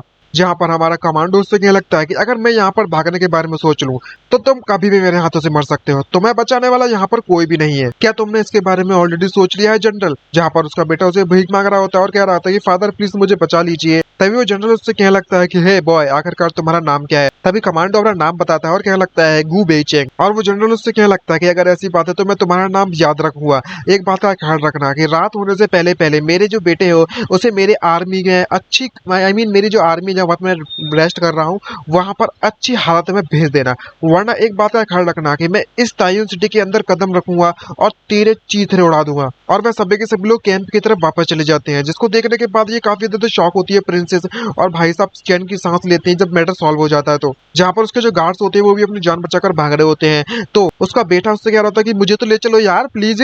तभी हमारा एमसी उससे कहने लगता है कि आपको हमारे साथ चलना होगा मास्टर कोइन। हमारी किस्मत तो वाकई में बहुत ज्यादा अच्छी निकली कि तुम इतना ज्यादा फैट हो और तुम्हारा जो पेट है वो इतना ज्यादा निकला हुआ है, वरना जो पॉइजन है वो शायद तुम्हारे हार्ट तक अभी तक पहुंच चुका होता और तुम मर चुके होते। और हाँ, तुम इतना मूव करना बंद करो। और तभी उसकी गर्दन को जोर से दबा देता है तो वो फैटी वहीं पर बेहोश हो जाता है। तो वो प्रिंसेस पीछे मुड़ती है तो वो काफी सरप्राइज हो जाती है। पीछे से कोई इंस्ट्रक्शन देता है और कह रहा होता है कि तायुन गवर्नर वैन जियूटेंग आपका स्वागत करता है इंपीरियल सेंसर। इंपीरियल सेंसर आप हमें फॉलो कीजिए ताकि आप सिटी में आकर रेस्ट कर सको। इसको देखने के बाद हमारा कमांडो उससे कह लगता है कि जब ये सिचुएशन इतनी ज्यादा डेंजरस होने में लगी थी तो तुम सभी के सभी लोगों ने गेट बंद कर लिया था और अंदर बैठकर चुपकर बैठे हुए थे और सब कुछ सेफ हो गया, सुरक्षित हो गया। तुम जब जहाँ पर अपनी दया दिखाने के लिए आ गए और हमारा सम्मान कर रहे हो, अब तुम वाकई में अच्छी तरीके से स्वागत कर सकते हो मिस्टर वैन। ये बात सुनने के बाद प्रिंसेस उसे रोकती है और उससे कहने लगती है कि मिस्टर वैन को अपनी खुद की डिफिकल्टी से। तभी मिस्टर वैन उससे कहने लगता है कि ए स्ट्रॉन्ग मैन, मुझे पता है कि ये काफी अच्छा नहीं था कि मैं अपने आप को बचाने में लगा हुआ था, लेकिन हमारी इस पूरी की पूरी सिटी की जो प्रोटेक्शन है वो उस प्रोटेक्शन का पूरा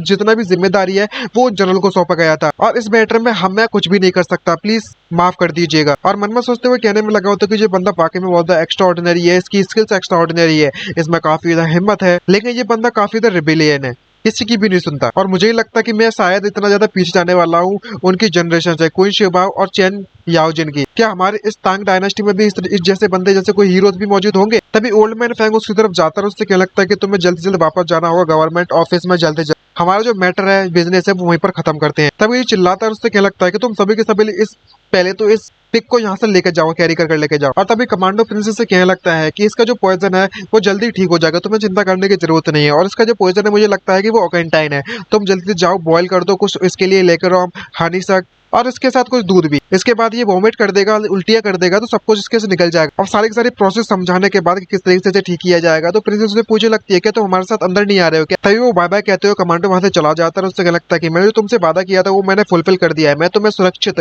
ताइयन सिटी में लेकर आ चुका हूँ और मैं यहाँ पर शॉपिंग करने के लिए जा रहा हूँ, बाय बाय। इसे देखने के बाद वो प्रिंसेस काफी तो शॉक हो जाती है और मिस्टर ओल्ड मैन फैंग उससे कह रहा होता है जाते देखते हुए प्रिंसेस से कि आपको इस बात का ख्याल रखना कि इस वर्ल्ड में कुछ भी परमानेंट नहीं है और हर एक अच्छाई का अंत जरूर होता है। जहाँ पर हमारा कमांडो ने उस पिग्गी के, यानी कि उस फैटी के सारे पैसे चुरा लिए होते हैं और काफी खुश होते हुए कह रहा होता है कि इसके पास वाकई में बहुत ज्यादा पैसे थे, अब इसका इस्तेमाल कर कर मैं अपने लिए कुछ नए कपड़े खरीदता हूँ। और वो सुपर मार्केट में जाकर सबको सर्च करने लगता है और तभी थोड़ा समय बीत जाता है तो दुकान वाला उससे कह रहा होता है कि कस्टमर, क्या आपको हमसे कुछ चाहिए? तभी हमारा कस्टमर कहता है हाँ, कपड़े वगैरह चाहिए हमको। और सारी शॉपिंग करने के बाद वो दुकान वाला उससे कहता है कस्टमर आप जरूर आना फिर से, जहाँ पर हमारा कमांडो ने अपने कपड़े बदल लिए होते हैं और कह रहा था कि अब मुझे भूख लग रही है और अब समय आ चुका है कि मैं इस तांग डायनेस्टी के आसपास देखूं क्या चल रहा है। हमें उस जनरल के कैंप का सीन दिखाया जाता है, जहाँ पर वो जनरल अपने सिक्योरिटी गार्ड से कह रहा होता है कि तुम जहाँ पर इतने ज्यादा हो सके उतने गार्ड्स को भेजो ताकि वो ताइयन को सिक्योरिटी वाला गार्ड कर सके और सिर्फ जिल्लियांग का इंतजार करना जब वो बाहर आ जाए और उसके बाद उस पूरी सिटी पर अटैक कर देना उस बंदे को मारने के लिए। उन तीनों के 3 लोगों को जिंदा मत जाने देना यहाँ से। और जैसे ही वो जनरल उसके टेंट के अंदर आता है तो टेंट के अंदर कोई से बैठा पाता है तो वो जनरल उसे देखकर शॉक हो जाता है। अंदर वाला बंदा उससे क्या लगता है कि ये जनरल कोई ना वो इस बात को लेकर श्योर है कि यहाँ पर हजारों लोग हैं, उन हजारों के लोग में तुम उन 3 लोगों को ढूंढने में कामयाब रहोगे इस ताइयन सिटी में। जिसको देखने के बाद वो जनरल शॉक हो जाता है और क्या लगता है कि तुम कौन और आखिरकार तुम इस टेंट के अंदर आए तो आए कैसे है। तभी उसका जो सिक्योरिटी गार्ड चिल्लाते हैं उससे क्या लगता है कि सभी के सभी लोग यहाँ पर अससन आ चुका है। तभी वो बंदा वहां पर उससे कुछ दिखाता है और जैसे वो आइटम वो जनरल देखता है तो वो अपना सर झुका लेता है और उससे क्या लगता है कि जनरल क्वीन होंग अपने योर हाइनेसेस के जो ऑर्डर है उन्हें फॉलो करेगा। वो देखने के बाद सिक्योरिटी गार्ड शॉक हो जाता है। तभी दूसरा बंदा उसे कहने लगता है कि तुम्हारे जो रॉयल हाइनेसेस है उन्हें ऑर्डर दिया है तुम्हें कुछ करने के लिए। तभी ताइवान में गवर्नर गवर्नमेंट ऑफिस का सीन दिखाया जाता है, जहाँ पर जो गवर्नर एक बुक निकालता है खोद कर और उसे दे देता है और क्या लगता है कि मास्टर फेंग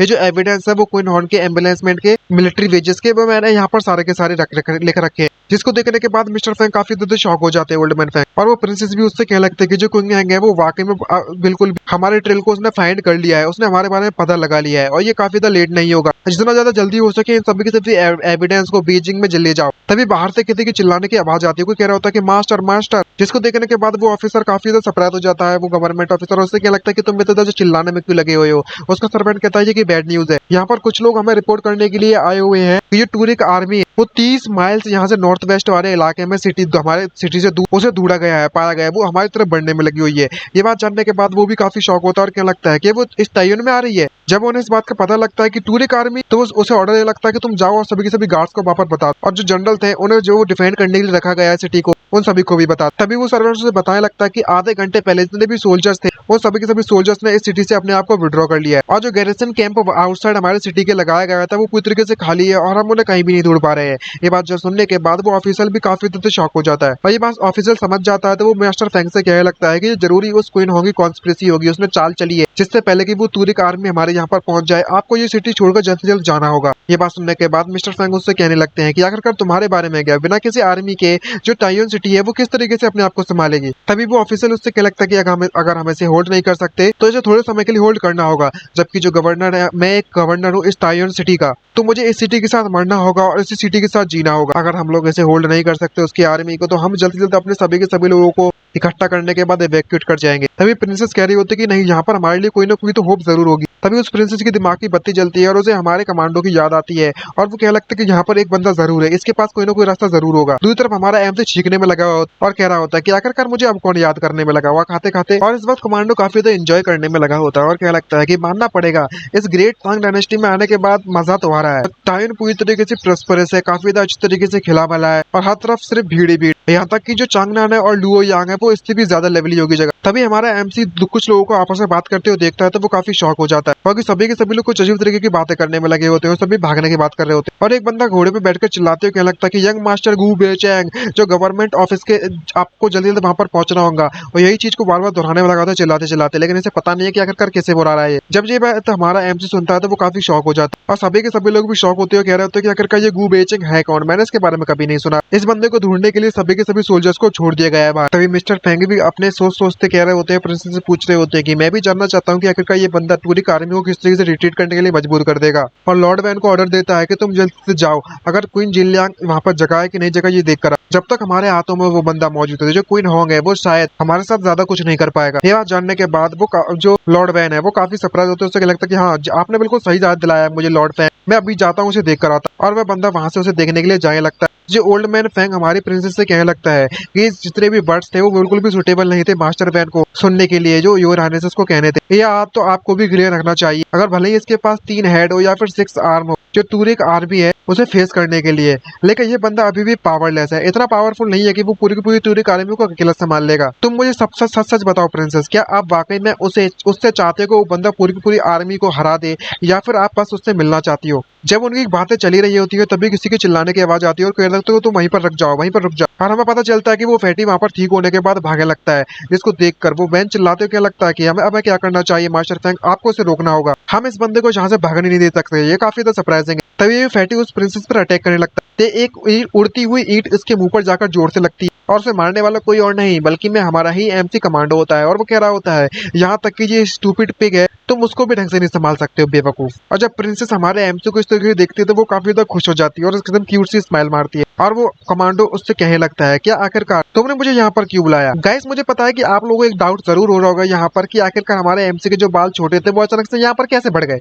भाई ये डाउट तो मुझे भी है, मुझे भी नहीं समझ में आया कि अचानक से बड़े कैसे हो गए। कपड़े तो बदले थे, इसने क्या विग लगा ली। खैर वो सब अलग बात थी। बताना जरूर कि आपको डाउट आया तो नहीं आया था उस वक्त। ओल्ड मैन फैंग उस बंदे को देखने के बाद, एमसी को देखने के बाद काफी खुश हो जाता है और उससे क्या लगता है कि यंग मास्टर आप फाइनली यहाँ पर आ चुके हो। ये टूरिक आर्मी है वो हमारे पास जल्दी जल्दी बढ़ने वाली है।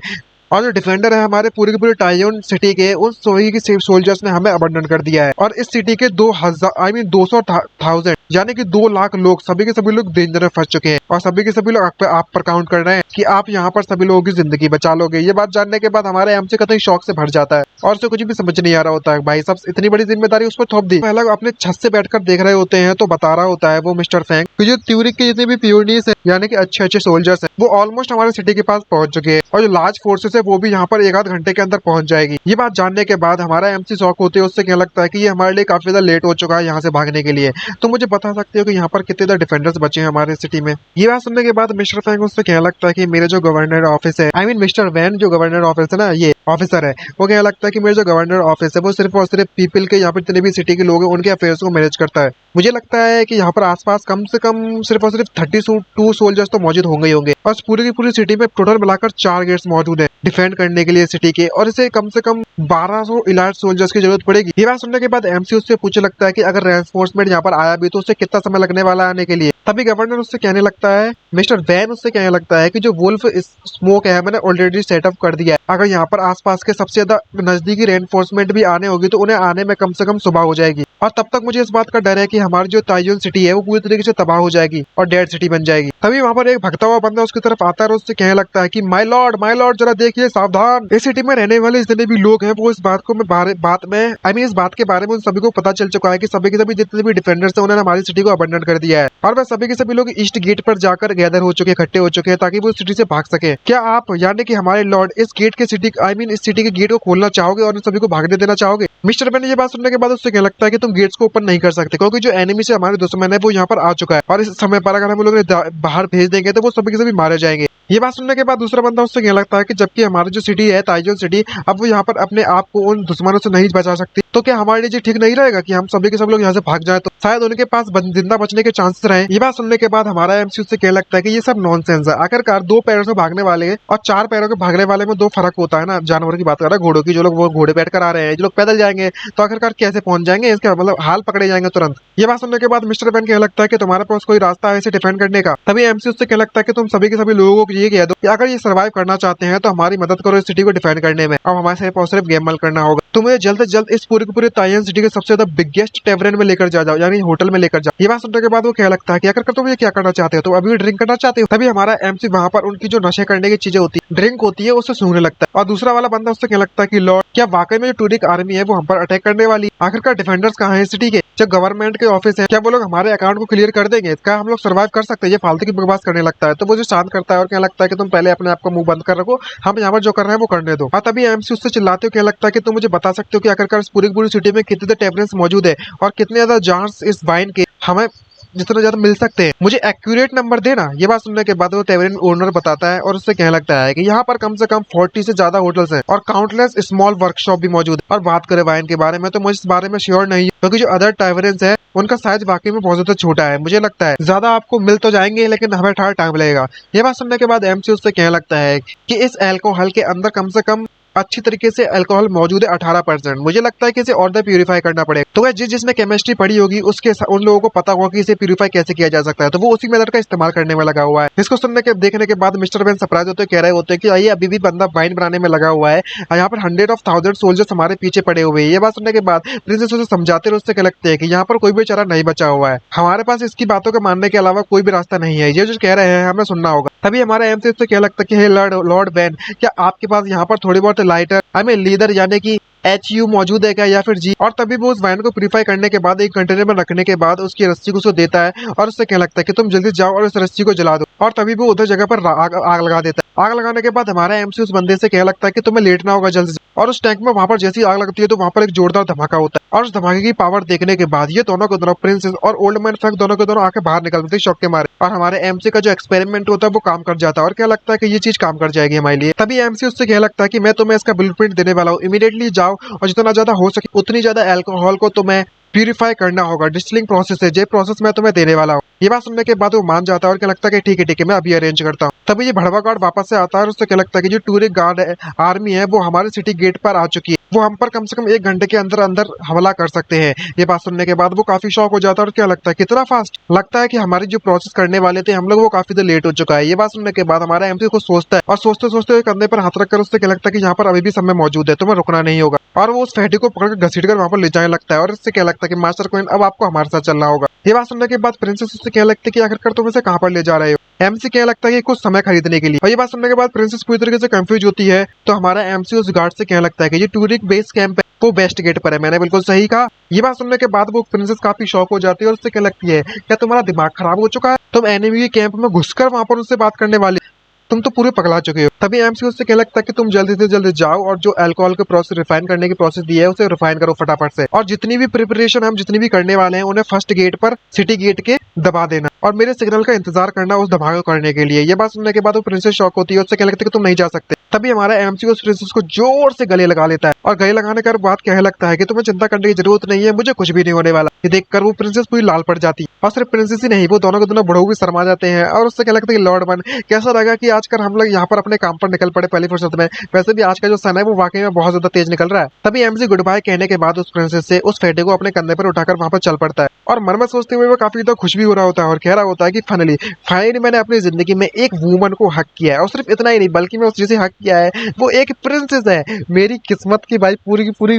मजा आ गया भाई, किस्मत आखिरकार मेरी जो इच्छा है वो पूरी हो चुकी है, मेरी जिंदगी सुधर गई। और हमारा एमसी घोड़े पे बैठकर वहां से निकल जाता है सिटी गेट से और उसकी फेटिक की तो ऐसी हो रखी होती है। तभी एक उड़ता एरो उसकी तरफ आता है जिसको देखकर वो वहीं पर रुक जाता है और जो उसे एरो मारता है वो उससे क्या लगता है कि इतना बुरा भी नहीं था, तुम्हें बिल्कुल भी मौत से डर नहीं लगता। ये बंदा इतना पगला जा चुका है कि यहाँ पर मरने के लिए खुद हमारे गेट के सामने आ चुका है। और तभी उनमें से जो सोल्जर्स होते हैं टूरी के वो क्या लगता है कि इस बंदे को जहाँ पे मार दो और इस हॉर्स को बिल्कुल भी चोट मत पहुंचाना। तभी एमसी उससे क्या लगता है कि अगर तुमने मुझे मार दिया तो तुम पूरी तरीके से वाइब्रेट हो जाओगे यानी खत्म हो जाओगे। और उस फेटी को जमीन पर पटकने के बाद क्या लगता है कि ये बंदा टाइयून गवर्नर है, क्वीन होंग का बेटा है, तुम जल्द से जल्द मुझे अपने सुप्रीम खान के पास ले चलो। यहाँ पर इस टाइयून सिटी में बहुत ज्यादा पावरफुल कॉन्स्पिरेसी चलने में लगी हुई है, मैं उन्हें सावधान करना चाहता हूँ। और अगले ही पल उसके सर पर कपड़ा रखकर उसे वहां पर ले जाया जा सकता है। और क्या लगता है कि खान हम इस बंदे को यहाँ पर लेकर आ चुके हैं। और वह खान हमारे एमसी से क्या लगता है कि तुम्हें क्या लगता है कि तुमने जो भी कहा था कि टेरिफाइंग कॉन्स्पिरेसी चलने में लगी हुई है इस टाइम में, उसका क्या मतलब है। और हमें पता चलता है कि सामने शिबी खान बैठा हुआ है और कह रहा होता है कि अगर तुमने यहाँ पर झूठ बोलने की कोशिश की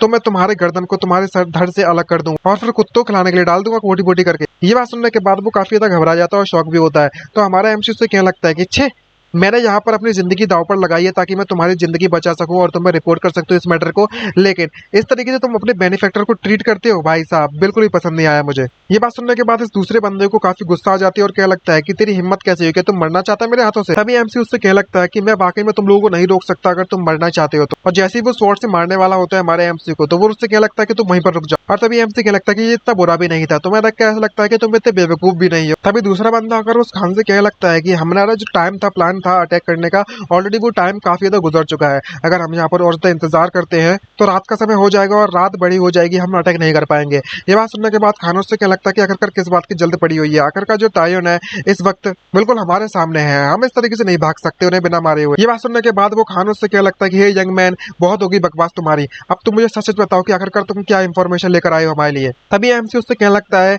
कि मुझे लगता है कि तुम्हें मेरे ख्याल से किसी ने तुम्हें लेटर भेजा होगा ये कहते हुए कि जो टाइयून सिटी है वो इस वक्त पूरी तरीके से वीकली डिफेंड हो रखी है और तुमने इस बात पर भरोसा कर दिया और जल्द से जल्द अपने लोगों को यहाँ पर लेकर आ चुके हो अटैक करने के लिए। मैंने बिल्कुल सही कहा। तभी खान उससे क्या लगता है कि मेरे जितने भी स्पाइस हैं उस सिटी ताजन सिटी के अंदर अंदर उन सभी ने मुझे रिपोर्ट किया है कि वो सिटी पूरी तरीके से खाली है और पूरे के पूरे गार्ड्स वहाँ गायब हो चुके हैं। क्या इसका मतलब ये हुआ कि जो न्यूज है वो फेक थी? तभी हमारा एमसी से क्या लगता है कि जितने भी डिफेंडर्स थे ताजन सिटी के उन सभी लोगों ने सिविलियन क्लॉथ पहनकर आप सभी का वहाँ पर इंतजार करने में लगे हुए हैं कब आप लोग वहाँ पर अटैक करोगे और पूरी की पूरी आर्मी को तबाह कर देंगे और जैसे अंदर घुस जाओगे सिटी के तो वो सिटी डोर को बंद कर देंगे और डिस्ट्रॉय कर देंगे तुम्हें। ये बात जानने के बाद ये खान काफी शॉक होता है और उसका सबॉर्डिनेट भी। उससे क्या लगता है कि ये इम्पॉसिबल है, जो टांग आर्मी है वो वाकई में हमसे सिटी के अंदर फाइट करना चाहती है तो आखिरकार वो सिटी के अंदर कैसे देने जा सकती है हमें? ये बंदा हमसे जरूरी झूठ बोल रहा होगा, नॉनसेंस कर रहा है और कुछ नहीं। ये बात सुनने के बाद हमारा एमसी से क्या लगता है कि तुम इस बात को एडमिट करो कि तुम एक नंबर के बेवकूफ हो। क्या तुम्हें ऐसा नहीं लगता इसके बारे में थोड़ा बहुत नहीं सोचना चाहिए? तो आखिरकार जो क्वीन होंग है वो अचानक से सभी के सभी जितने भी आर्मी वाले मेंबर्स हैं उनको लेकर यहाँ से क्यों चला जाएगा? अगर वो टाइयन को लॉस कर देता है तो तुम्हें वाकई में ऐसा लगता है कि वो सर्वाइव करने में कामयाब रहेगा? अगर तुम्हें मेरी बात पर बिल्कुल भी भरोसा नहीं है तो तुम मुझे देख सकते हो। ये जो फैट मैन है ये बंदा कौन है तुम इसका पता लगाओ। तभी जैसे ही उसके चेहरे से हटाया जाता है पर्दा तो वो फैटी चिल्लाते हुए क्या लगता है कि मैं कोई भी नहीं हूँ, नहीं हूँ, नहीं मैं कोई भी नहीं। और वो खान उसे देखकर क्या लगता है कि आखिरकार ये बंदा कौन है? दूसरा बंदा भी कहता है कि मुझे भी इसके बारे में नहीं पता। ये बात जानकर एमसी का तो शॉक हो जाता है और शॉक होते हुए क्या लगता है क्या तुम्हारी जो इंटेलिजेंस ग्रुप है वो वाकई में बिल्कुल भी काम नहीं करता क्या? तुम बिल्कुल भी वॉर के दौरान इंटेलिजेंस का इस्तेमाल नहीं करते हो, दिमाग का इस्तेमाल नहीं करते हो क्या? कोई भी इंफॉर्मेशन कलेक्ट नहीं करते हो क्या? ये बंदा खड़ा हुआ है तुम्हारे सामने, ये तायुन का जब हमारा एमसी उसे बताने वाला ही होता है तभी पीछे से आकर कहने लगता है ये तायुन गवर्नर जनरल का गवर्नर क्वीन होंग का बेटा है, क्वीन जिनलियांग। तभी खान उससे क्या लगता है कि तुम यहाँ पर क्या कर रहे हो? हमारा एमसी पूरी तरीके से कंफ्यूज होता है कि ये कौन है भाई। और तभी हमें दिखाया जाता है कि ये टूरिक प्रिंसेस है, इसका नाम अशीना है, जो कि वहाँ पर आने के बाद कहने लगता है कि मैंने सुना है कि यहाँ पर जो 2 स्पाइस है उन्हें पकड़ लिया जा चुका है, तो मैं देखने के लिए आई थी कि आखिरकार यहाँ पर क्या चलने में लगा हुआ है। उसका गार्ड उसकी गर्दन को उस फैडी गर्दन को जोर से दबा रहा होता है और उससे क्या लगता है कि ये वाकई में उस क्वीन होंग का बेटा है, तुम उसे जानती हो क्या? तभी वो फैटी उससे क्या लगता है कि नहीं नहीं मैं नहीं हूँ। तभी वो प्रिंसेस उसकी तरफ देखती है और अपने डैडी जो भी वगैरह है उससे खान से कहने लगती है कि मैंने ऑलरेडी उस सारी की सारी इंफॉर्मेशन कलेक्ट कर लिया है कई बार, लेकिन मैंने तुम्हें तुम मेरी बात कभी भी नहीं सुनते हो। मैं तुमसे कितनी बार कहा है कि इंफॉर्मेशन कलेक्ट कर कर वॉर किया करो यार, पर तुम मेरी बात कभी मानते ही नहीं, तो इसलिए मैंने तुम्हारा वर्क सारा का सारा कर दिया है। और तभी उसे वो फैटी को ध्यान से देखने लगती है और कहने लगती है कि इसका जो फेट है, जिसका जो चेहरा है वो किसी माइलस्टोन की तरह है, इसकी बॉडी किसी पिक की तरह है और इसका डल फेस के साथ 3 मोल्स हैं इसके राइट ईयर की तरफ, आई मीन सीधे कान की तरफ, और कॉमनली इसे फीमेल मोल्स के नाम से भी जाना जाता है। यंग मास्टर जो क्वीन का कैरेक्टरिस्टिक्स है वो सारे के सारे तुमसे मिलते हैं। अब तुम ये मत कहना कि तुम नहीं हो। जब हमारा एमसी इसको देखता है तो वो काफी सरप्राइज हो जाता है और मन में सोचते हुए क्या लगता है कि डैम, मानना तो पड़ेगा जो वुमेन्स है उनसे निपटना इतना ज्यादा आसान नहीं होता। फॉर्चुनेटली ये जो बंदी है, ये जो वुमन है, ये प्रिंसेस है, वो मेरा साथ देने में लगी हुई है, वरना मैं कैसे इस पिक की आइडेंटिटी को प्रूव करता। तभी वो खान उससे क्या लगता है कि तुम मुझे बता सकते हो अशीना की आखिरकार उस क्वीन होंग के पास कितने बेटे मौजूद है? तभी वो अशीना उससे क्या लगता है कि जहाँ तक आपकी डॉटर को इसके बारे में पता हुआ है तो ये क्वीन जिनलियांग है वो ओनली सिर्फ इसका यही अकेला बेटा है। ये बात सुनने के बाद वो जनरल आई मीन जो उसका सिक्योरिटी गार्ड होता है वो हमारे एमसी पर पॉइंट करता है अपनी स्वॉर्ड और उससे क्या लगता है आपकी सिर्फ और सिर्फ यही चाइल्ड है, यही बचा हुआ है, तो इसे टाइटली प्रोटेक्टेड किया जाएगा। तो आखिरकार तुमने इस बंदे को कैसे कैच किया, मतलब कैसे पकड़ के लगे आए हो और तुम यहाँ पर क्यों लेकर आए हो हमारे आर्मी में इस बंदे को? ये बात सुनने के बाद एमसी उससे क्या लगता है कि वाकई में तुम जैसे बंदे की डोमिनेंस को समझ नहीं पा रहा हूँ। जो क्वीन होंग है वो आज की बैटल के लिए पूरी तरीके से तैयार था और अपने बेटे का ख्याल रखने के पास लिए उसके पास बिल्कुल भी समय नहीं बचा था, तो मैंने इस मौके का फायदा उठाया और पीपल की जो कुछ लोग वहाँ पर उसे गार्ड कर रहे थे उसकी केयरलेसनेस का फायदा उठाते हुए इस बंदे को पकड़ लिया और सीधे जाकर मैं खान की तरफ लेकर आ चुका हूँ। और अगर मैं खान की मदद करता हूँ तो इस तरीके से मैं अपनी जो मेरी दुश्मनी है, मेरी जो हेट्रेड है, उसका मैं बदला भी ले सकता हूँ। और दूसरा तरीका ये है कि मैं इस इंफॉर्मेशन का इस्तेमाल कर कुछ अच्छे रिवॉर्ड के लिए कर सकता हूँ क्या मैं? ये बात सुनने के बाद वो प्रिंसेस उससे क्या लगता है कि बस इतना ही, आखिरकार तुम्हारा स्टेटस क्या है, सोल्जर, गार्ड या सिविलियन? ये बात सुनने के बाद एमसी उससे क्या लगता है कि मैं बस एक रेंजर हूँ। तभी प्रिंसेस उससे क्या लगती है कि इस सिटी के अंदर इतने ज्यादा बुशेस मौजूद है, तो आखिरकार तुमने इस बंदे को पकड़ा तो पकड़ा कैसे? तुम मुझे हॉनेस्टली सच सच बताओ कि आखिरकार तुम हो तो हो कौन? और जैसे ही वो उसके चेहरे को पकड़ने वाली होती है तो हमारा एमसी तुरंत वहां से मूव कर जाता है और वो उस प्रिंसेस के हाथों को किस कर देता है। भाई मौके का फायदा उठा रहा है पूरा। ये देखने के बाद वो प्रिंसेस पूरी तरीके से लाल पड़ जाती है शर्म के मारे, क्योंकि ऐसा कभी उसके साथ किसी ने नहीं किया है, इसके हाथ को इस तरीके से किस करना। और तभी एमसी उससे क्या लगता है कि अब तुम्हें भरोसा हो चुका है कि मैं इस तरीके से सिटी से बाहर लेकर आ सकता हूँ इस बंदे को मैं। जिसको देखने के बाद सभी के सभी गार्ड्स को काफी गुस्सा आने लगते हैं और उससे क्या लगता है कि तुम यहाँ पर प्रिंसेस को लेकर इस तरीके से डिसरेस्पेक्ट दिखाने में लगे हुए, जो हमारे टूरिक वॉरियर्स हैं वो तुम्हारी बैंड बजा देंगे तब तक तुम मर नहीं जाते। तभी हमारा एमसी चिल्लाते उससे क्या लगता है कि यहाँ पर उन्होंने सिटी गेट के सामने एक बहुत बड़े बम को छुपा कर रखा हुआ है, मैं तुम्हें यहाँ पर दिखाने के लिए ले जा सकता हूँ। अगर तुम लोग वहाँ पर जाते हो वो बम की पावर इतनी है कि वो कम से कम 100 लोगों को तुम्हें तबाह कर सकता है एक बार में। ये बात सुनने के बाद खान उसे रोकता है तो वो हमारा एमसी काफी सरप्राइज होता है और उसके गार्ड चिल्लाते उससे क्या लगता है खान तुम इस बंदे की बकवास पर बिल्कुल भी भरोसा मत करना। तभी खान उससे पूछने लगता है कि स्काई फायर आखिरकार ये क्या चीज है। तभी एमसी उससे एक्सप्लेन करते हैं, उससे क्या लगता है कि अगर एक बार इसमें आग लगा दी जाए तो ये डिवाइन फायर को आसमान की तरफ छोड़ता है और इंस्टेंटली पूरे के पूरे आसपास पूरे के पूरे इलाके को तबाह कर देगा, आग में जला देगा। ये बात सुनने के बाद खान उससे क्या लगता है कि आखिरकार मैं तुम्हारी बातों पर भरोसा कैसे करूं, और एमसी उससे क्या लगता है कि तुम मेरे हाथों को छोड़ दो और मैं तुम्हें खुद दिखाने के लिए ले जाऊंगा वहां पर। तभी हमें ताइयोन सिटी के वेस्ट गेट का सीन दिखाया जाता है। अगले ही पल वो भी रात हो चुकी है और उनसे हमारा एमसी कह रहा होता है कि मैं जल्द से जल्द जाता हूँ उस गेट की तरफ और उस गेट के मैं उस पटाखे को यानी कि उस बॉम्ब में आग लगा कर आता हूँ। तुम लोग उस गेट के नजदीक बिल्कुल भी मत जाना। ये बात सुनने के बाद उसका सोल्जर उससे क्या लगता है कि तुम एक नंबर के बेवकूफ हो, तो हमारी आंख के सामने बचकर यहाँ से निकलना चाहते हो। तभी हमारा एमसी क्या लगता है कि तुम एक नंबर के बेवकूफ हो यार, और लेकिन तुम इस बात को एडमिट नहीं करना चाहते। आखिरकार तुम्हें क्या लगता है कि मैं कहाँ जाऊंगा। तभी वो प्रिंसेस उससे क्या लगता है कि मैं तुम्हारे साथ चलूंगी। ये बात सुनने के बाद दूसरा बंदा शॉक हो जाता है और उससे क्या लगता है कि प्रिंसेस ये काफी ज्यादा डेंजरस है, और वो प्रिंसेस अपने डैड को समझाते और उससे क्या लगता है कि मुझे इस बात का डर है कि इस पूरी की पूरी आर्मी में टूरिक आर्मी में सिर्फ मैं ही अकेली एक ऐसी बंदी हूँ जो कि टांग डायनेस्टी के कल्चर को समझती हूँ, सबसे ज्यादा बेस्ट समझती हूँ। अगर जहाँ पर किसी तरीके का स्काई फायर मौजूद हुआ तो मैं चेक कर उसके नजदीक जाकर चेक कर सकती हूँ और शायद मौका मिले तो शायद उसके बारे में सीख भी सकती हूँ और इसका इस्तेमाल हम लोग अपने पर्सनल यूज के लिए भी कर सकते हैं। ये बात सुनने के बाद खानों से क्या लगता है कि अगर ऐसी बात है तो मेरे जो गार्ड्स हैं वो तुम्हारी सुरक्षा के लिए तुम्हारे साथ जाएंगे, लेकिन ख्याल रखना कि तुम उसके ज्यादा नजदीक मत जाना और इतना जल्दी हो सके तो जल्दी वापस आना जैसे तुम्हें कुछ भी उसके बारे में पता चलता है। तभी हमारा एमसी वहां से तेज रफ्तार में भागने लगता है और उससे क्या लगता है कि तुम्हें अगर वाकई में मौत से डर नहीं लगता तो तुम मुझे फॉलो कर सकती हो। तभी प्रिंसेस उससे क्या लगती है कि मुझे बिल्कुल भी डर नहीं लगता, मैं तुम्हें फॉलो कर रही हूँ। जिसको देखकर हमारा एमसी मन में सोचते हुए क्या लगता है कि ये लिटिल गर्ल है वो वाकई में बिल्कुल भी सिंपल नहीं है। अगर इस तरीके के कैरेक्टर वाकई में तुर्क में मौजूद हुए तो आखिरकार जो तांग डायनेस्टी उसके द्वारा इन्हें एलिमिनेट किया तो किया कैसे गया। तभी प्रिंसेस चिल्लाती है और क्या लगते है गू बेचेंग, मैं तुम्हें वार्न करना चाहती हूँ कि ये जो प्रिंसेस है वो काफी ज्यादा स्किलफुल आर्चर। अगर तुमने यहाँ पर किसी भी मिसबिहेव करने के बारे में सोचा फिर से तो तुम्हें तुरंत शॉट कर दिया जाएगा। ये बात सुनने के बाद हमारा एमसी उससे क्या लगता है कि तुम्हारे कहने का मतलब क्या है कि मैं अगेन करने वाला हूँ, क्या मैंने इससे पहले तुम्हारे साथ कुछ किया है क्या। जैसे ही वो प्रिंसेस अपने पुराने बिहेवियर के बारे में याद करती है वो पूरी लाल पड़ जाती है शर्म के मारे। दूसरी तरफ प्रिंसेस हमारे एमसी को वहां पर आते हुए देखती है तो मिस्टर वेन देखो देखकर क्या लगता है कि लो वहां पर आ चुके हैं, तो यंग मास्टर गू है वो यहाँ पर टूरिक के लोगों को यहाँ पर आकर लेकर आ चुके हैं, अब हमें क्या करना चाहिए। तभी प्रिंसेस उससे कहने लगती है कि जिससे पहले कि जो हमारा एमसी यानी कि कमांडो यहाँ से गया था उसने हमें ऑर्डर दिया था कि अगर वो हमें सिग्नल दे तो हमें बस इसे फोड़ देना है उसके सिग्नल पर, इस बैरल को। क्या सब कुछ अरेंज कर दिया जा चुका है। तभी वो बताता है कि हमने 20 बैरल्स को ऑलरेडी अच्छी तरीके से जल्दबाजी में अरेंज तो कर दिया है और सिटी गेट के होल पर तैयार कर रखा हुआ है और सभी के सभी को कनेक्ट भी कर दिया एक थ्रेड से, और अगर हम इसमें आग लगाते हैं तो 15 फीट तक हमें दूर रहना होगा और पूरे के पूरे तबाह कर देगा इलाके को। लेकिन एक बात समझ नहीं आ रही है कि जो यंग मास्टर गू है वो भी उन लोगों के साथ मौजूद है, अब हमें क्या करना चाहिए। ये बात सुनने के बाद प्रिंसेस उससे कहने लगती है कि कोई बात नहीं, आप जो कह रहे हैं इस बात में दम तो है, ये बात सच तो है, क्या वाकई में ये ब्लो करने वाला है अपने आप को उसके साथ। तभी हमारा एमसी अपने हाथ को आगे की तरफ बढ़ाता है और अपने हाथ को डाउन कर देता है जैसे इशारा दे रहा हो, और वो जिस इशारे को समझ जाते हैं और प्रिंसेस कहने लगती है कि ये इशारा नहीं है करने का, चलो हम लोग उस बॉम्ब को फोड़ देते हैं अब। और तभी वे लोग उस बॉम्ब में आग लगा देते हैं, जिसको देखने के बाद उसका सिक्योरिटी गार्ड उससे क्या लगता है कि आखिरकार तुम अपने हाथों को इस तरीके से क्यों मूव करने में लगे हुए हो। तुम्हें देखकर तो ऐसा लगता है कि तुम किस तरीके का कोई सिग्नल दे रहे हो, क्या तुम किसी को सिग्नल दे रहे हो यहाँ पर अटैक करने का हम पर। तभी हमारा एमसी उससे क्या लगता है कि ऑफकोर्स ये बात है कि हम लोग इसका फायर को समन करने वाले हैं यहाँ पर इस तरीके से। ये बात सुनने के बाद वो सभी के सभी लोग पूरी तरीके से कंफ्यूज होते हैं और जो इसका फायर वाला बॉम्ब होता है उसकी जो रस्सी होती है वो जल्दी जल्दी ऑलमोस्ट पास पहुंच जाती है, और जैसे ही पास पहुंचती है तो वहां पर एक जोरदार धमाका दिखाया जाता है। उस धमाका की जो रेंज होती है वो वाकई में बहुत ज्यादा पावरफुल होती है। और इसी बड़े से धमाके के साथ मैं यहीं पर इस पार्ट की एंडिंग करना चाहूंगा।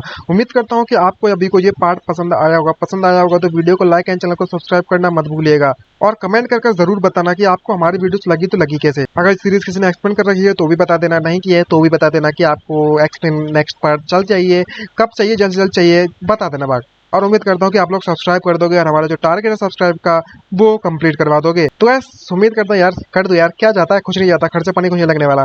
तो कमेंट करके जरूर बताना और लाइक जरूर कर देना गाइस, क्योंकि जो लाइक करोगे तो उससे जो वीडियो रीच ज्यादा बढ़ जाती है और कुछ नहीं, अच्छा भी लगता है लाइक कर रहे हैं यार, वीडियो बना रहे इतनी मेहनत से और अच्छा भी लगता है यार समझ आ करो। तो आज के लिए इतना ही, मिलते हैं नेक्स्ट वीडियो में, bye bye, see you and signing out. ख्याल रखिएगा सभी लोग अपना गाइस, बाय बाय।